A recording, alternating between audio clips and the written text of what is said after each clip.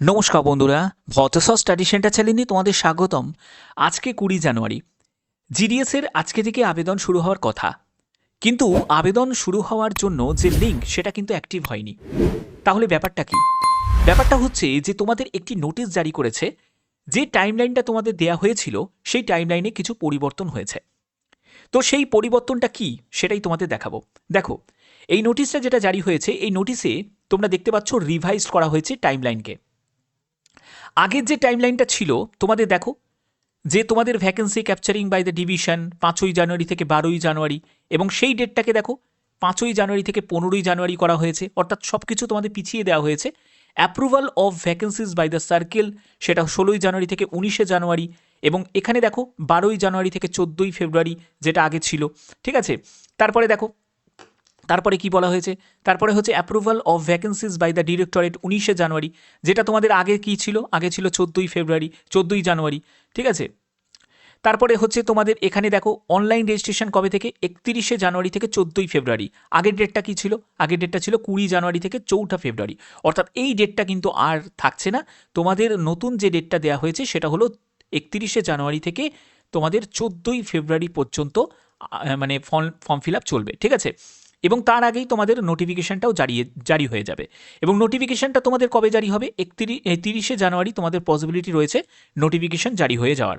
এবং দেখো তোমাদের submission of online application fees payment সেটা 2রা ফেব্রুয়ারি থেকে 16ই ফেব্রুয়ারি পর্যন্ত করতে পারবে। তোমাদের যদি কোনো কারেকশন করার থাকে সেটা 18ই ফেব্রুয়ারি থেকে 19শে ফেব্রুয়ারি পর্যন্ত করতে পারবে। এবং তোমাদের টেন্টেটিভ যে ফার্স্ট লিস্ট যেটা জারি হয়ে যাবে সেটা 28শে ফেব্রুয়ারি, যেটা আগের ডেট ছিল 20 ফেব্রুয়ারি, সেই ডেটটাকে পরিবর্তন করে এখন 28শে ফেব্রুয়ারি করা হয়েছে। ওকে, তো এই হচ্ছে তোমাদের একটা নতুন রিভাইজ একটি নোটিশ জারি করেছে।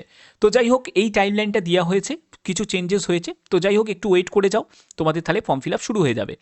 এবং এখানে দেখো তোমাদের আর কিছু পরিবর্তন কি হবে, দেখো পরিবর্তনের বলতে গেলে তোমাদের ভ্যাকেন্সি যা বলা হয়েছে এটা হলো অ্যাপ্রুভাল ভ্যাকেন্সি।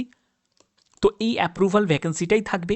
তোমরা অবশ্যই কিন্তু জানাইও যে তোমাদের 10তে কত পার্সেন্টেজ নম্বর রয়েছে এবং কোন ডিভিশনে এবারে অ্যাপ্লাই করতে চাও, তোমরা অবশ্যই কিন্তু প্রত্যেকে কমেন্টে জানিও। এবং ওয়েস্ট বেঙ্গলের যা ভ্যাকেন্সি দেওয়া হয়েছে সেই ভ্যাকেন্সিটাই তোমাদের থাকবে 2982টি, এবং যা ডিভিশনে তোমাদের এখানে অ্যাপ্রুভাল হয়েছে সেই ডিভিশনেই তোমাদের এরকমই তোমাদের ভ্যাকেন্সিটা থাকবে একদম অফিসিয়ালিভাবে। বাদবাকি দেখো তোমাদের এখানে এজ লিমিটের ক্ষেত্রে যা ছিল তাই থাকবে, এজ লিমিটের কোনো পরিবর্তন তোমরা দেখতে পাবে না, এটাই তোমাদের থাকবে। এডুকেশন কোয়ালিফিকেশান নিয়ে তোমাদের অনেকের একটা প্রশ্ন হচ্ছে, স্যার এডুকেশন কোয়ালিফিকেশান কি 10ই থাকবে? হ্যাঁ, একদমই 10ই থাকবে। 10th পার্সেন্টেজ অফ মার্কসের ভিত্তিতেই তোমাদের সিলেকশন করা হবে।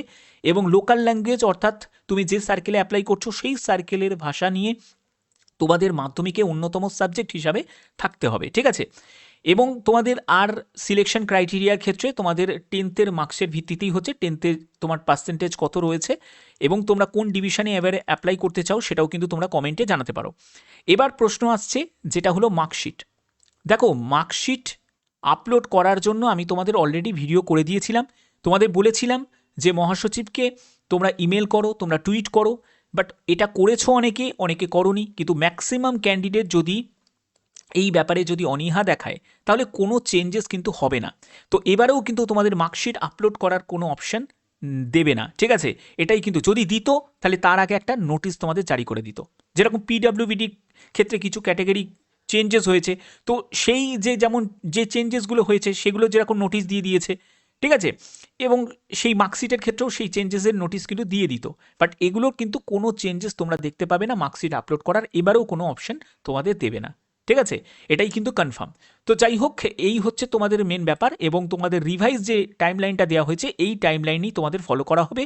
এবং তোমাদের 30শে জানুয়ারি তোমাদের ফুল নোটিফিকেশান জারি হয়ে যাবে, 31শে জানুয়ারি থেকে 14ই ফেব্রুয়ারি পর্যন্ত ফর্ম ফিল আপ চলবে। ওকে, তো আশা করি এই ভিডিওর মাধ্যমে যে আপডেটটা ছিল সেটাই তোমাদের কাছে তুলে ধরলাম। যদি ভিডিওটা ভালো লাগে অতি অবশ্যই ভিডিওটাতে একটি লাইক করো, চ্যানেলটিকে সাবস্ক্রাইব করে বেল আইকনটাকে অল করে রেখো। এখনের মতো এটুকুই, টাটা।